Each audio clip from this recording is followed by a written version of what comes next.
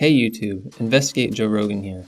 As you probably know, I'm the host of the Investigate Joe Rogan podcast, where I fact-check and investigate things that have been said on the Joe Rogan Experience. However, that's not what I'm here to talk about today. Today, I have an extremely important truth to reveal about Joe Rogan. It might seem shocking, but in this video, I'll be laying out all the evidence, and in the end, you can decide for yourself whether or not I'm right. If you listen to my podcast, Investigate Joe Rogan, then you already know that I'm essentially Joe Rogan's arch nemesis. I've made over 50 episodes where I explain why he and his guests are wrong about certain things. Something nobody else has ever done. I'm currently the only person standing between Joe Rogan and total domination of the podcast universe. You might not think Joe Rogan would care about such a small podcast. You would be wrong. For the past year, Joe Rogan has been putting huge amounts of time, effort, and money into attacking me personally and trying to get me off the internet. In fact, it has gotten to the point where most guests on JRE are in fact chosen specifically to send a message to me. You may think that this sounds implausible, but ask yourself this. Does it make sense that Joe Rogan would really be picking most of these people as guests based on their intellect, opinions, or level of fame? Does it make sense that he would really think people would want to listen to these people for over 3 hours? Of course not. Joe Rogan has been surveying me and interfering with my personal life for some time now, and most guests are chosen in order to send me some kind of message. For instance, just 4 days after I began compiling this data, who appears as a guest? A man named Joe List on May 13th. Joe List. Joe List. That's literally the same name as my Word document where I started my research into this subject. Joe List. He's not even famous or anything. Nobody has heard of this guy. He was on the podcast so that Joe Rogan could threaten me by saying that he had access to my computer where I had that file. But this wasn't the last of Rogan's threats. On June 28th, I went on a date with a girl who I knew from an online class. We were in a group assignment together. However, since no other members of the group came with us, it was a date, technically. Even if there really were things we had to discuss for the class assignment, it was implied that there were romantic undercurrents. This is beyond dispute, and in fact, several people have told me that this does in fact count as a date. Regardless, it was an Italian restaurant that we went to. This is an important detail, and you'll see why later. Our waitress, I noticed, wore open-toed shoes. This was highly distracting for obvious reasons, and I mentioned this to my date several times. She claimed to not see the problem, and this disagreement led to a noticeable change in the atmosphere of conversation. Then, on June 29th, the very next day, who should appear on the Joe Rogan Experience? Who is the guest after this notable foot incident at an Italian restaurant?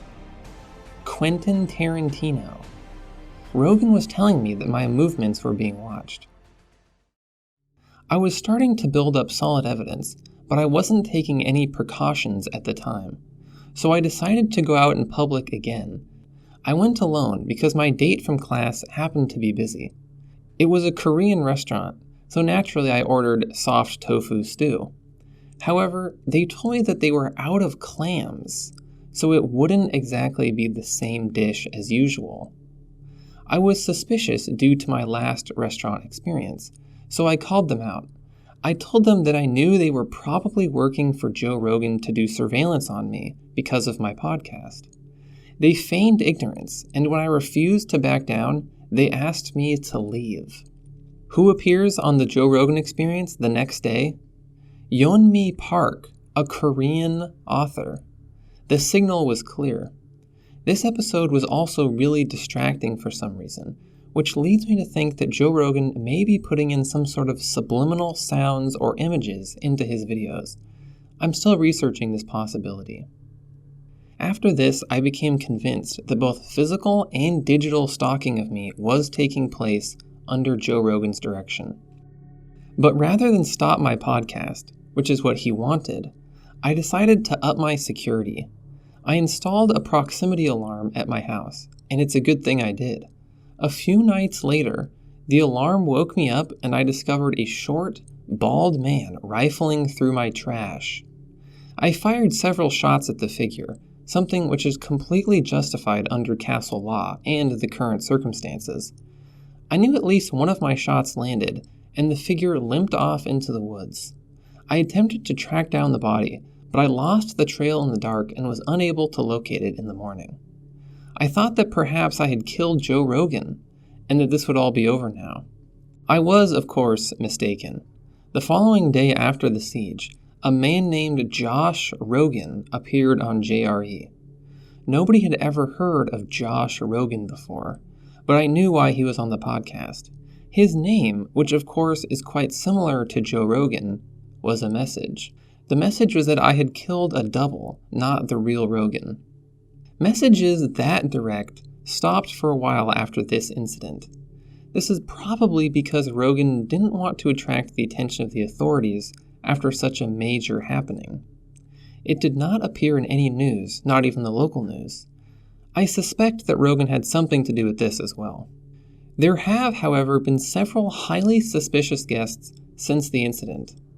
Mike Baker is a former CIA agent who has been on JRE numerous times. He comes on, says that the CIA is good, and then leaves. I don't know what else you want in terms of red flags for ongoing covert operations. Then there's Brendan Schub. His most recent appearance on the show is suspicious because it was right around the time I began to consider that he could be the mastermind behind everything. And yes, I do mean that he could outrank Joe Rogan. It's possible that we are all really listening to the Brendan Schub experience. When you listen to his appearances on the podcast, it's clear that he's probably the guest with the highest IQ, and his career backs up this theory. He was an MMA fighter, which is essentially chess with the human body, and requires very high levels of intelligence. After his fighting career, he became a stand-up comedian and a podcaster. Both of these things are extremely, extremely difficult and intellectually challenging.